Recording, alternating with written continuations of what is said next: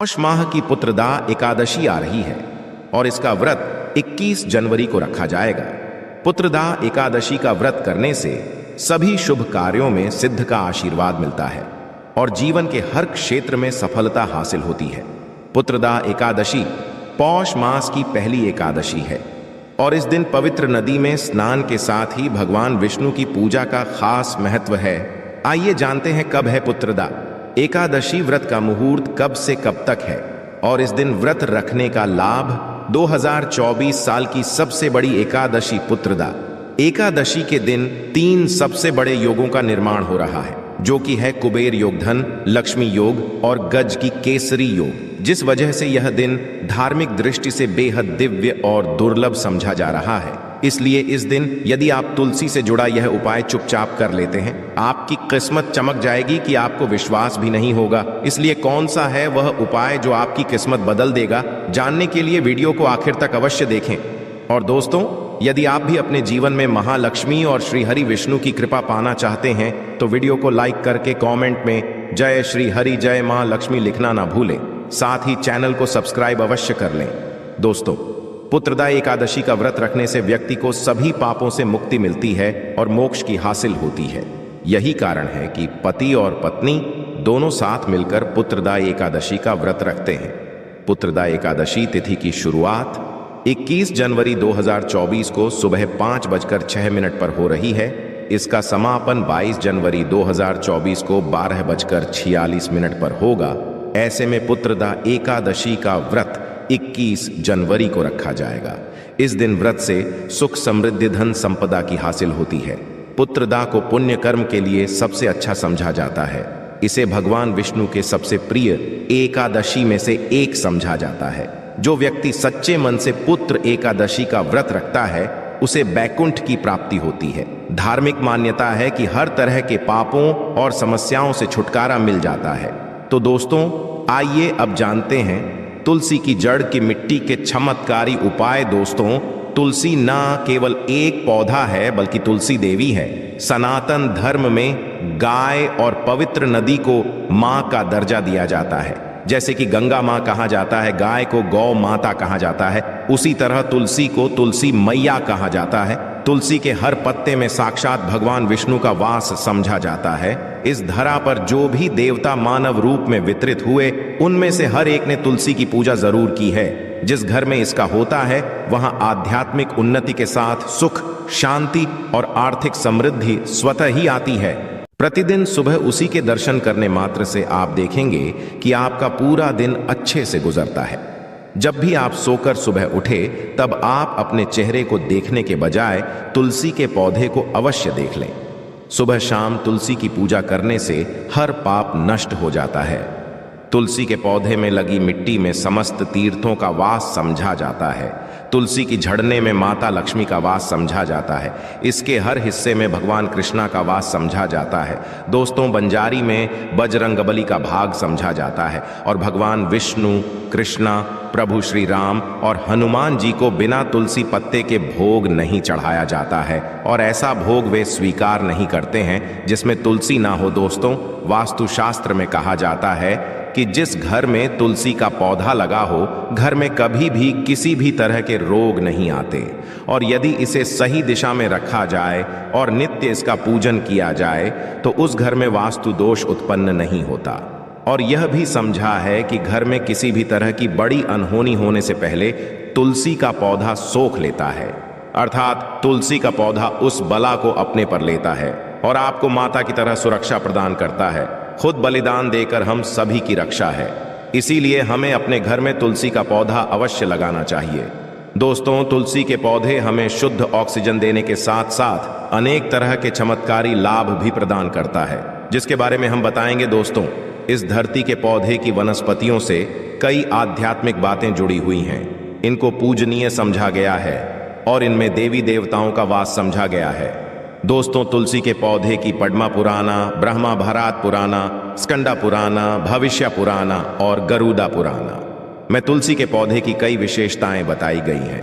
प्रचलित कथा के अनुसार समुद्र मंथन के समय जो अमृत धरती पर छलका, उसी से तुलसी उत्पत्ति हुई और ब्रह्मा देव ने उसे भगवान विष्णु को सौंपा दिया था। दोस्तों, तुलसी हर हिंदू के घर में आंगन में अवश्य होती है। आप इसे रोज देखते होंगे, परंतु हम दावे के साथ कह सकते हैं कि तुलसी से मिलने वाले इन फायदों के बारे में आप शायद ही जानते होंगे। इसके ऐसे जबरदस्त कारगर उपाय हम आज के वीडियो बताने जा रहे हैं जो शायद ही किसी से आपने सुने होंगे। और तुलसी के उपाय को करने से 24 घंटे आपकी किस्मत बदल जाएगी। दोस्तों, आपकी हर का तोड़, हर मंत्र तंत्र की गांठ तुलसी के माध्यम से निकाल सकते हैं।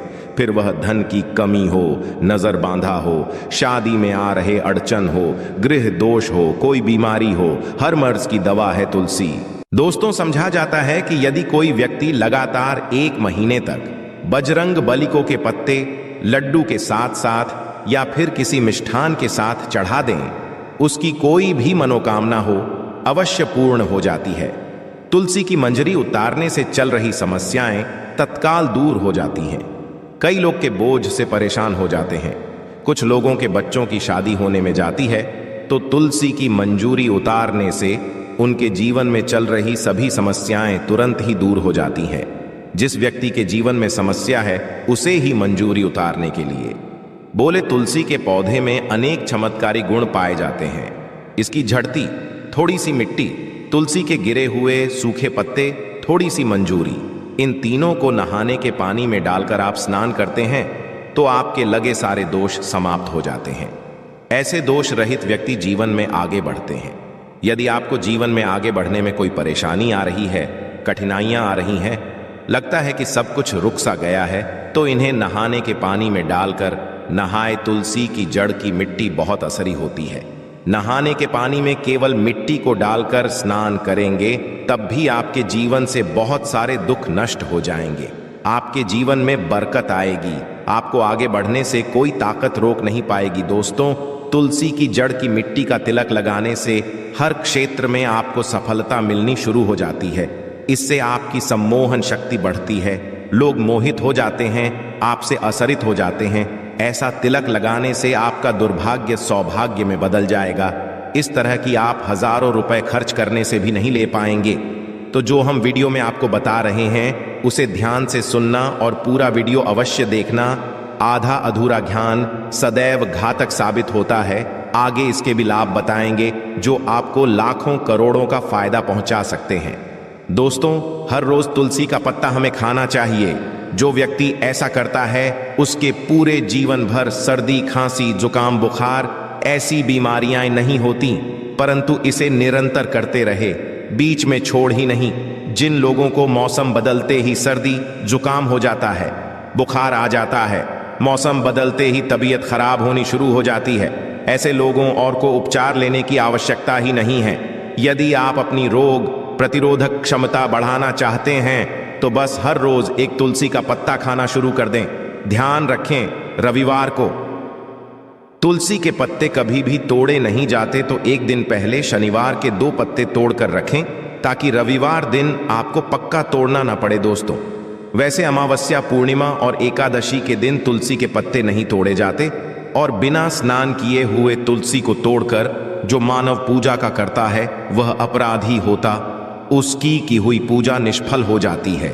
इसका और एक चमत्कारी फायदे बताते हैं।